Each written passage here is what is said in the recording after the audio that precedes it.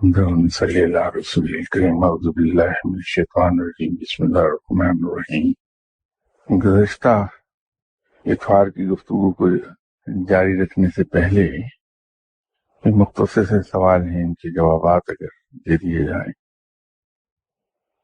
ماہ رجب کے 3 روزے رکھنے کے بعد یہ کیسے پتہ چلے گا کہ اللہ کی دوستی اور قرب عطا ہو گیا؟ دیکھیے، عبادات کے سلسلے میں بہت مرتبہ گفتگو ہوئی اور بارہا یہ میں نے عرض کیا تھا کہ اعلیٰ ترین عبادت وہ ہے جو بے غرض اور بے لوث ہو، اس کے پیچھے جذبہ صرف ایک ہو کہ میرا رب اتنا بڑا اور اتنا عظیم ہے، اتنا مہربان اور اتنا کرم کرنے والا ہے کہ وہ اس مقام پر بیٹھا ہے جو لائق عبادت ہے۔ چونکہ وہ لائق عبادت ہے اس لیے میں اس کی عبادت کروں،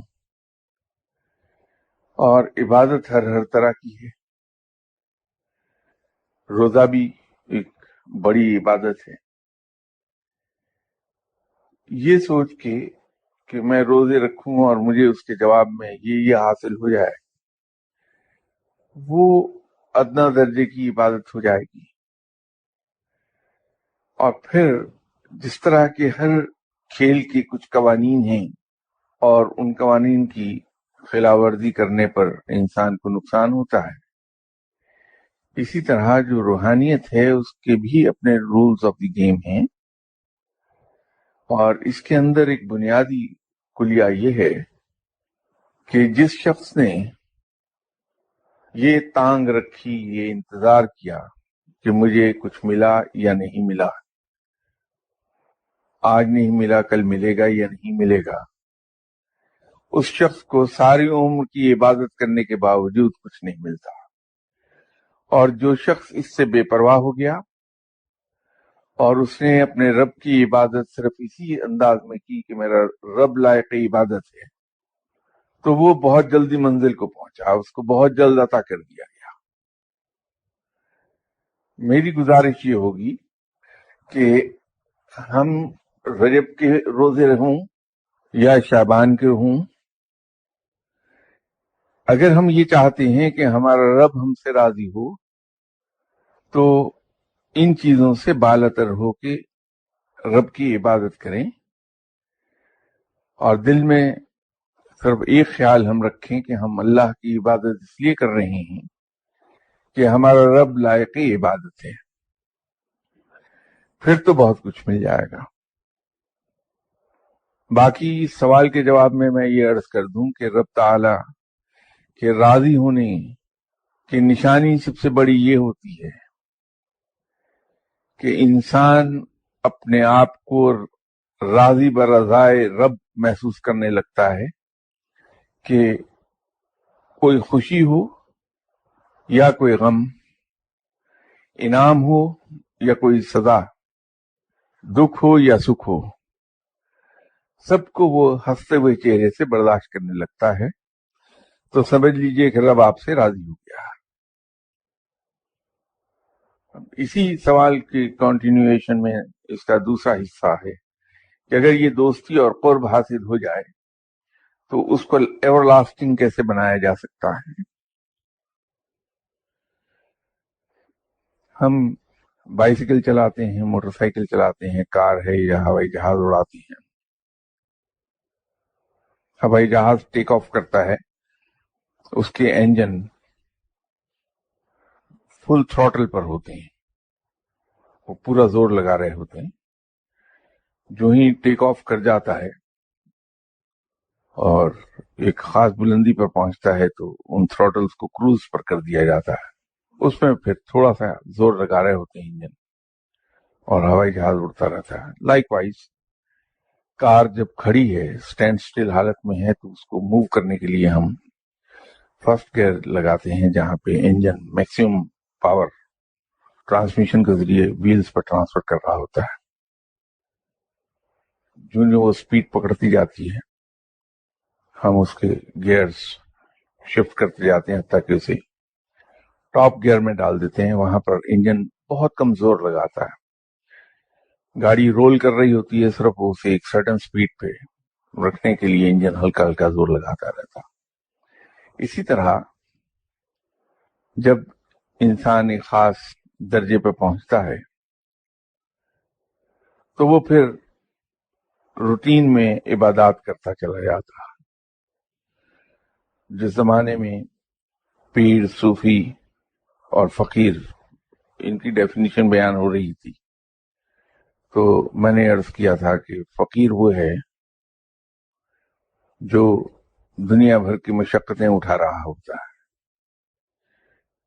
اور جب وہ فقیر کے درجے سے بلند ہو کے صوفی کے درجے پر پہنچتا ہے تو اس پر سے رب تعالیٰ وہ مشقتیں ہٹا دیتا ہے, وہ صرف پھر روٹین کی عبادات پر آ جاتا ہے.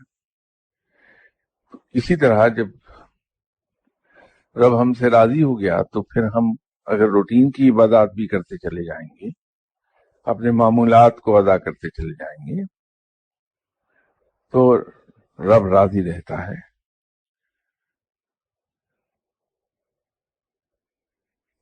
دوسرا سوال ہے کہ کچھ وظائف کے بعد سونا لازمی کیوں ہوتا ہے, اس میں کیا حکمت ہے؟ یہ چند ایک ایسے وظائف ہیں جس کے بعد سونا لازمی ہو جاتا ہے. میں جیسے ایک بار پھنس گیا تھا بسم اللہ الرحمن الرحیم کا ذکر کر کے وظیفے کے طور پہ, تو وہ مثال مجبوراً اسی طرح پھر آئی ہے جیسے سورہ فاتحہ کا وظیفہ ہے. سوتے وقت عشاء کے بعد ایک خاص تعداد میں ایسے اگر پڑھا جائے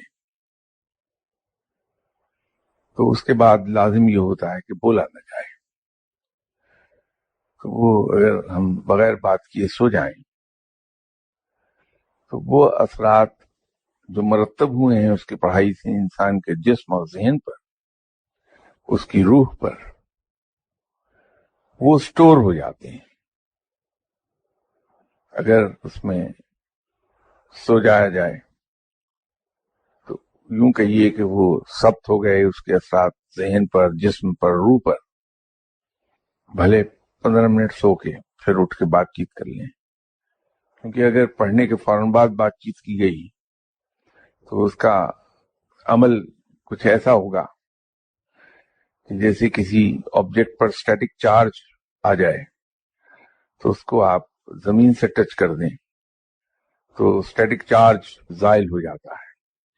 تو اسی طرح جب ہم دنیاوی ایکٹیویٹی کرتے ہیں تو وہ ان اثرات کے لیے ارتھنگ کا کام کرے گی, تو اثرات ضائع ہو جاتے ہیں. ان کو محفوظ رکھنے کے لیے نیپ لے لیا جاتا ہے, بھلے کیٹ نیپ ہی کیوں نہ ہو لیکن نیپ لے لیا جاتا ہے.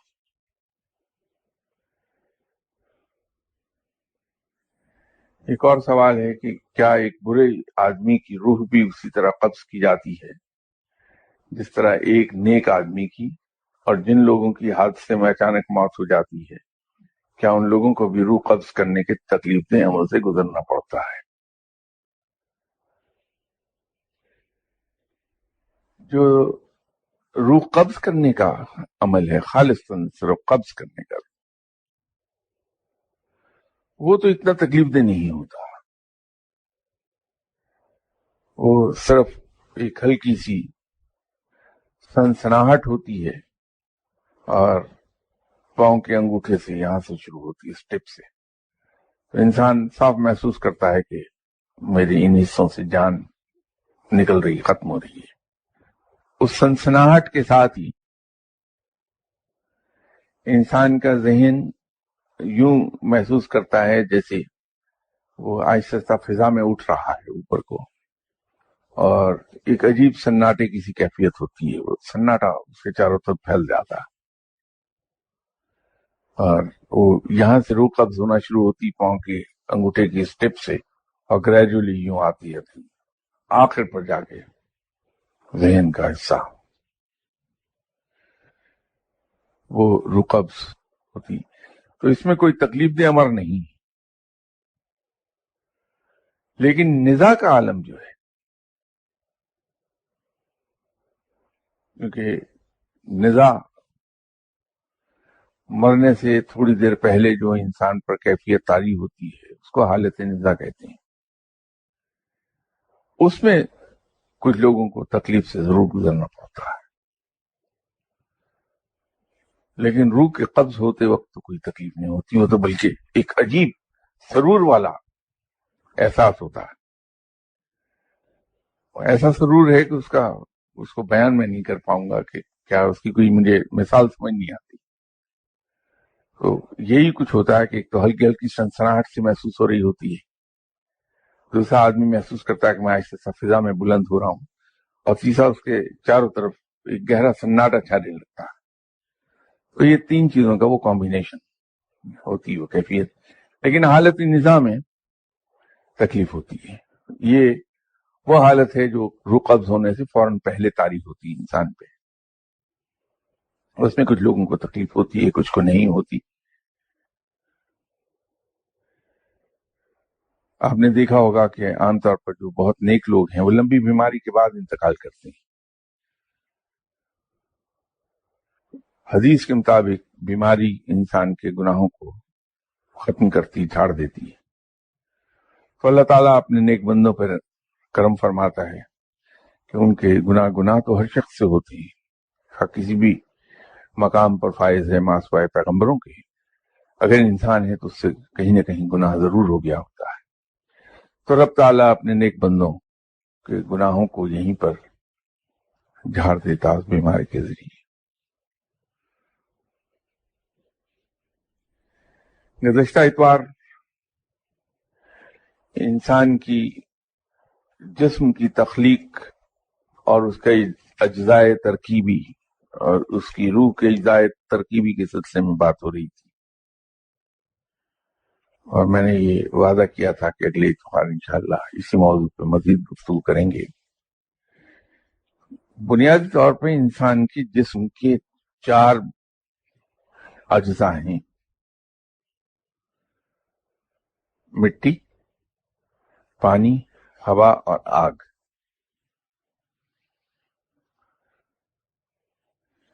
روحانیت میں ہم یہ کہتے ہیں کہ مٹی ثقیل مطلق ہے. اب جو چیز ثقیل ہے، سائنس میں اور انگریزی میں اس کے لیے ایک لفظ استعمال ہوتا ہے اوپیک،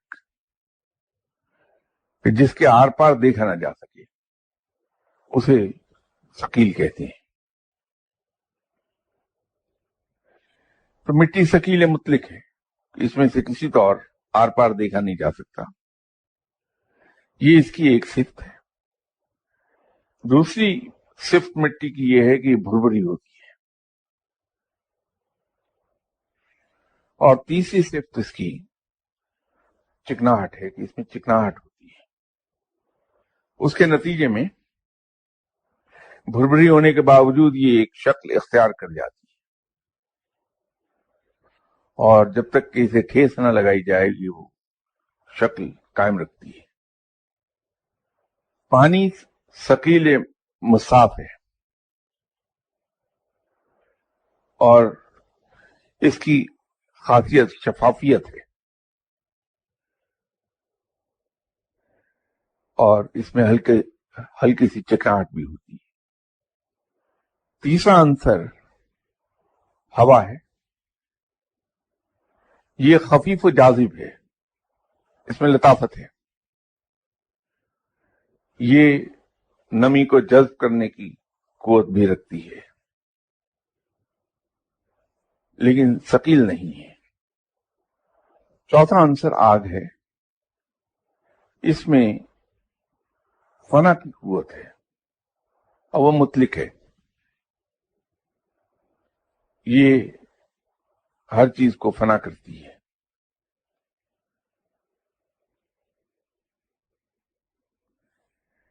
اب ان جو عناصر ہیں 4 دی بیسک ایلیمنٹس، اگر ان کی خاصیتوں کو ہم دیکھیں روحانیت میں تو یہ ایک دوسرے کے اپوزٹ کھڑے ہیں.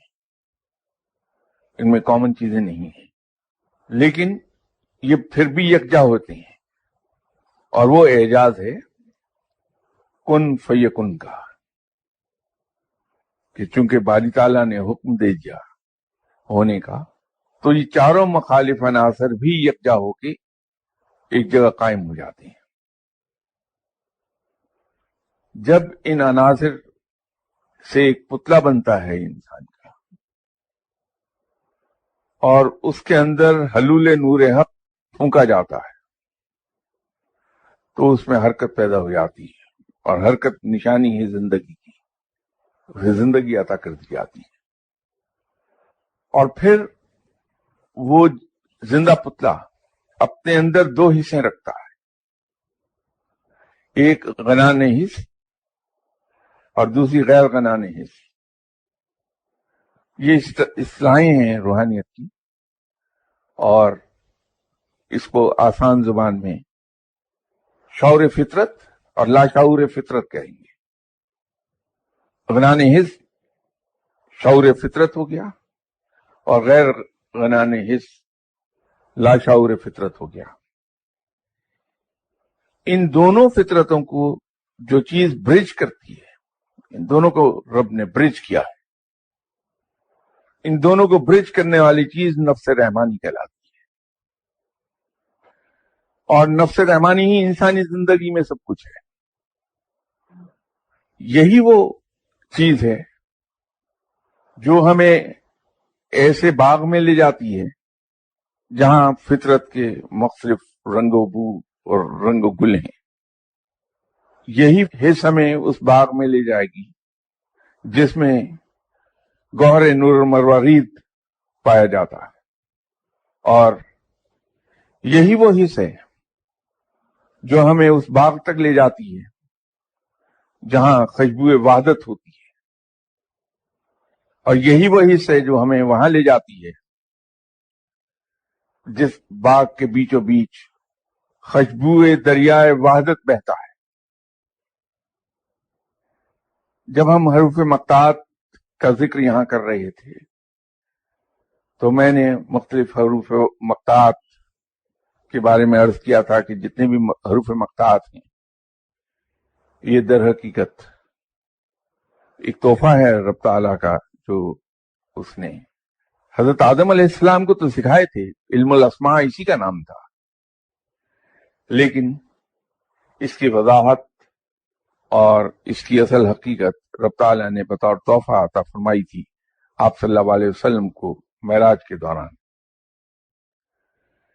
اور اگر آپ کو یاد ہو تو انہی حروف مقطعات میں دو حروف تھے، قاف اور نون۔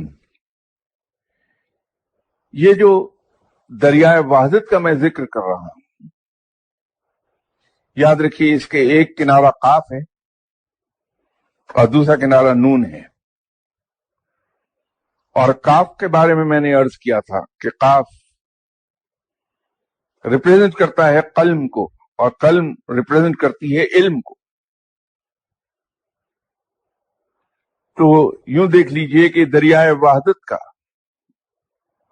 ایک کنارہ قاف ہے اور وہ ریپریزنٹ کرتا ہے علم کو۔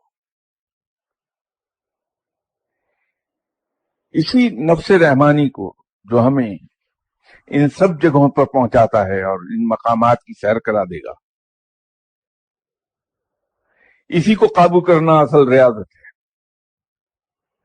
کیونکہ یہ دونوں حصوں کو برج کر رہا ہے، شعور کو، شعور فطرت کو اور لاشعور فطرت کو یہ برج کر رہا ہے۔ اگر اس کو ہم نے قابو کر لیا اور اس پر کنٹرول کر لیا تو سمجھ لیجئے کہ ہم نے اپنے شعور پر بھی قابو پا لیا، اس پہ بھی حکومت کر رہے ہوں گے اور اپنے لاشعور پر بھی حکومت کر رہے ہوں گے۔ یہ یاد رکھیے، لاشعور پر حکومت تقریباً ناممکن ہوتی ہے۔ آپ کسی دنیاوی کوشش کے ذریعے اپنے لاشعور پر قابو نہیں پا سکتے۔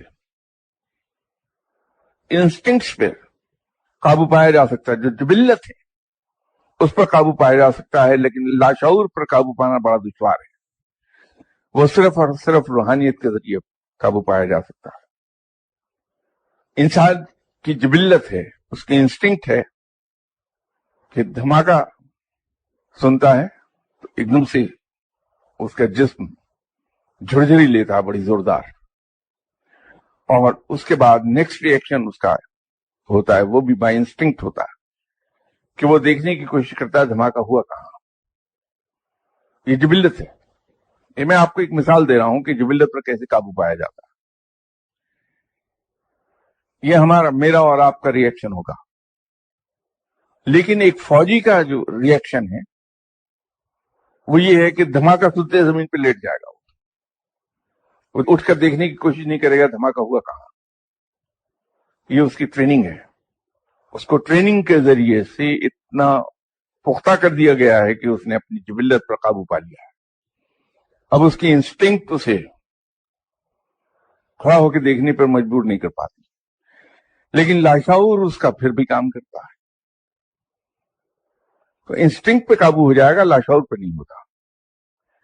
तो रूहानियत के जरिए से जब हम नेक काम करते हैं, नेकी की तरफ चले जाते हैं, और अपने आप को कुव्वत बख्शने के लिए, इंटेलेक्चुअल स्ट्रेंथ, हम मुख्तलिफ रियासतें करते हैं, मुख्तलिफ मुजाहदे करते हैं, मुख्तलिफ ज़िक्र अज़कार करते हैं, उससे जो हमें कुव्वत हासिल होती है, ज़हनी कुव्वत होती है, वो ऐसी कुव्वत होती है कि लाशऊर को काबू में ले आती है। इसी तरह शऊर को भी वो काबू में ले आती है।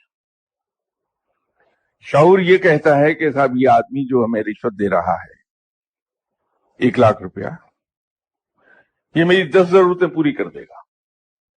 अब हमारा शऊर हमें बता रहा है कि ये पैसे ले लेने चाहिए, बहुत तंगी का जमाना है, इससे जरूरतें पूरी हो जाएंगी, बच्चों की फीसें चली जाएंगी, घर में आटा आ जाएगा, ये हो जाएगा, वो हो जाएगा। लेकिन ये नेकी की राह नहीं है, जहन्नुम की राह है रिश्वत लेना। यहां आप अपने शऊर को शिकस्त देते हैं उस कुव्वत के जरिए, जो कुव्वत आपको हासिल हुई है इबादत और रियासतों के जरिए से, और फौरन आप ये सोचते हैं कि मैं गलत रास्ता इख्तियार नहीं करूंगा, मेरा रब पालने का जिम्मेदार है, वो मुझे पालेगा। या आपने अपने शऊर पर काबू पाया हुआ है। You are not driven by your गंडानी हिस। और इसी तरह बचपन में होने वाली ज्यादती इंसान को अजियत पसंद बना देती है, और दूसरे को अजियत पहुंचा के खुश होता है। बचपन में हुई ज्यादतियां इंसान के लाशऊर में महफूज होती हैं। तो जब उसके हाथ में कुव्वत आती है, इक़्तिदार आता है, अथॉरिटी आती है, तो दूसरे को लाशऊरी तौर पर अजियत पहुंचा के खुश होता है। वहां इंसान लड़ता है अपने लाशऊर के साथ, और वो सीधी राह चलता है जो अल्लाह ने दिखाई कि दूसरों के काम आओ, किसी को अजियत न दो, सुख पहुंचाओ, अजियत न दो। तो इंसान रुका रहता है, क्योंकि ये तमाम की तमाम जिद्दोजहद है, जहाद है, शुरू से आखिर तक, जो इंसान तमाम उम्र करता है। जिस तरह जहाद फिर सैफ के नतीजे में शहीद होने वाले के लिए बेपनाह इनामात रखे गए हैं, इसी तरह जहाद फिर नफ्स के इनामात भी बहुत बुलंद हैं, और अल्टीमेट इनाम कुर्ब इलाही है। वहां इंसान को अल्लाह मिल जाता है। इस सिलसिले में कोई साहब कुछ पूछना चाहते हूँ तो आज़िब। मिट्टी, पानी और हवा तो नजर आते हैं इंसानी जिस्म में। आग जो है, इससे मुराद आग की सिफात है या क्या है? मतलब वो नजर नहीं आती। आपको इंसानी जिस्म में मिट्टी कहाँ नजर आई और हवा कहाँ नजर आई? वो अपनी सिफात से इंसानी जिस्म में मौजूद हैं, चारों अंसर। और रूहानी सजा हट के अगर हम बात करें तो कुछ अलूम में ये कहा जाता है कि इंसान पर एक खास अंसर रूल करता है। वो हुकूमत उन मायनों में नहीं है जिस तरह से दुनियावी हुकूमत होती है, बल्कि उससे मुराद उनकी ये होती है कि ये अंसर انسانی فطرت میں زیادہ اثر رکھتا ہے، زیادہ اوور ویلمنگ اثر اسی کا ہے۔ آپ اگر علم الاعداد اور علم الہنسا میں چلے جائیں گے آپ، یا الفاظ کے علم میں جائیں گے، تو وہاں بھی یہ چاروں عنصر کارفرما نظر آتی ہیں۔ پھر جو سیاروں کا علم ہے اس سے فائدہ اٹھانے کی کوشش نہیں کرنی چاہیے، اس لیے کہ اللہ نے اسے منع کیا ہے، لیکن بہرحال اس کے علم کے وجود سے انکار نہیں ہے، علم موجود ہے وہ۔